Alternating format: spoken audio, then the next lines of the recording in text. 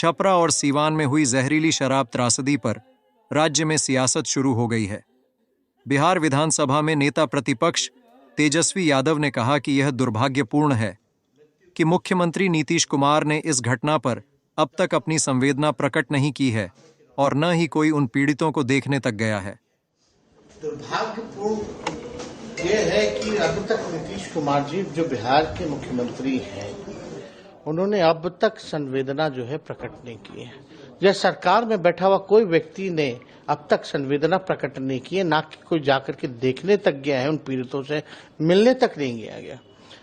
दिक्कत यह हो रही है कि सरकार अपनी गलती को छुपाने का प्रयास कर रही है और ये दिशा को मोड़ना चाहते हैं, ताकि ये चाहते हैं कि जो मौतें शराब से हुई हैं, जहरीली शराब से हुई हैं, ये लोग छुपाना चाहते हैं।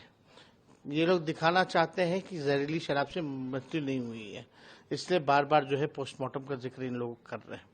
लेकिन जो भी है, लगातार जो है ये पूरा जो एक्साइज डिपार्टमेंट जो है बिहार सरकार का, वो अब गिरोह के रूप में काम कर रहा है और पूरी तरीके से जो है इनके जितने माफिया लोग हैं, अब ये लोग कंट्रोल करने लगे हैं बिहार सरकार को, बिहार के पुलिस को, बिहार के एक्साइज को।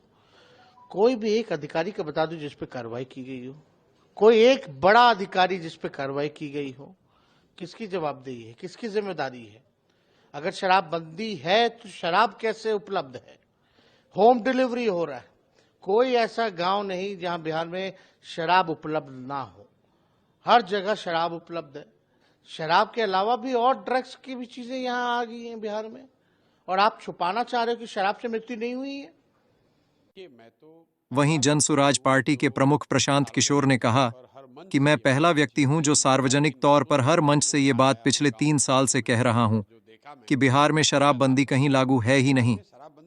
शराबबंदी सिर्फ सरकारी फाइलों में, नेताओं के भाषणों में लागू है। कि मैं तो पहला व्यक्ति हूं जो सार्वजनिक तौर पर हर मंच से ये बात पिछले 2.5-3 वर्षों से, जब से मैं बिहार आया हूं, गांव में गया हूं, मैं घूमकर जो देखा मैंने, उसके आधार पर कह रहा हूं कि बिहार में शराबबंदी कहीं लागू है ही नहीं। ये तो शराबबंदी सिर्फ सरकारी फाइलों में, नेताओं के भाषणों में लागू है।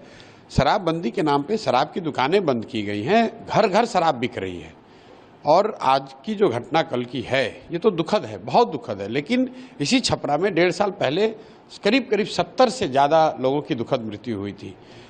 कोई बिहार का ऐसा जिला नहीं है, कोई ऐसा पंचायत नहीं है जहां पर जहरीली शराब से लोगों की मृत्यु नहीं हुई है। बहुत घटनाएं जब कुछ रिपोर्टेड हैं, बहुत घटनाओं का रिपोर्ट भी नहीं हुआ है। और ये तो मृत्यु जब एकदम एक तरह से एक्सट्रीम घटना है।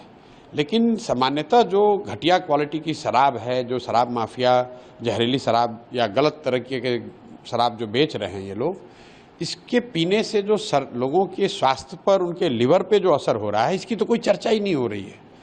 और ये जो घर घर बिकने वाली शराब है, कहीं ना कहीं बिहार के समाज को, बिहार की सरकार को ये समझना होगा कि आप शराबबंदी के नाम पर दुकान बंद किए हुए हैं, हर घर में शराब बिक रही है और जहरीली और गलत शराब बिक रही है। 10 रुपये की शराब 100 रुपये में बिक रहा है। और ये सारा कुछ का फ़ायदा किसको हो रहा है? फ़ायदा यहाँ के भ्रष्ट अधिकारियों को हो रहा है, यहाँ के भ्रष्ट नेताओं को हो रहा है। और जो बहुत बड़े पैमाने पर शराब माफिया है यहाँ पर, जो इस शराब के धंधे से 15 से 20 हज़ार करोड़ रुपया कमा रहा है, ये लोगों की मिली भगत है, जिन्होंने एक ये भौकाल खड़ा किया हुआ है कि शराबबंदी पब्लिक चाहती है, अगर शराबबंदी के खिलाफ बोलिएगा तो वोट नहीं मिलेगा। इसीलिए जनसुराज में हम पहले दिन से कह रहे हैं कि भाई वोट मिले या ना मिले, ये निर्णय, शराबबंदी का निर्णय बिहार के पक्ष में नहीं है, बिहार के जनता के पक्ष में नहीं है। इससे पहली बात कि कहीं शराबबंदी है नहीं, घर घर में शराब बिक रही है। और इस तरह की स्पूरियस लिकर से, जहरीली शराब के पीने से लोगों का स्वास्थ्य, उनकी मृत्यु हो रही है, उनके स्वास्थ्य को हानि हो रही है। सरकार का बिहार जैसे गरीब राज्य का हर साल 15 से 20 हज़ार करोड़ का नुकसान हो रहा है। और ये पैसा अधिकारी, नेता और शराब माफिया लूट रहे हैं। और इतनी एक तरह से संवेदनहीनता आ गई है कि इतनी मौत की बाद, इतनी दुखद मृत्यु के बाद सरकार की ओर से, सरकार के मुखिया नीतीश कुमार वहां जाएंगे तक नहीं। पिछली बार करीब 70 लोगों की मृत्यु जब छपरा में हुई, इसी जिले में, तो सरकार की ओर से कोई गया भी नहीं। कोई अधिकारी जाएगा, खाना पूर्ति करेंगे, फिर वही बात हो जाएगी। पूर्वी चंपारण में घटना हुई है, कोई बिहार का जिला नहीं है जहां ये घटना नहीं हुई है। बिल्कुल सरकार को पैसे की चिंता नहीं करनी चाहिए। सरकार में जो लोग हैं जो भ्रष्टाचार से इसके जरिए पैसा कमा रहे हैं, उन पर लगाम लगाने का एक ही तरीका है, इस फर्जी शराबबंदी के कानून को हटाया जाए। इधर राज्य के डीजीपी आलोक राज ने मामले में हुए मौतों की पुष्टि करते हुए कहा कि अब तक कुल 25 लोगों की जान जा चुकी है। घटना में जहरीली शराब से कुल 25 लोगों की मौत की पुष्टि हुई है, जिसमें सिवान जिले में 20 और सारण जिले में 5। अब तक इस प्रकरण में 12 व्यक्ति को गिरफ्तार किया गया है, सारण में 3 और सिवान में 9।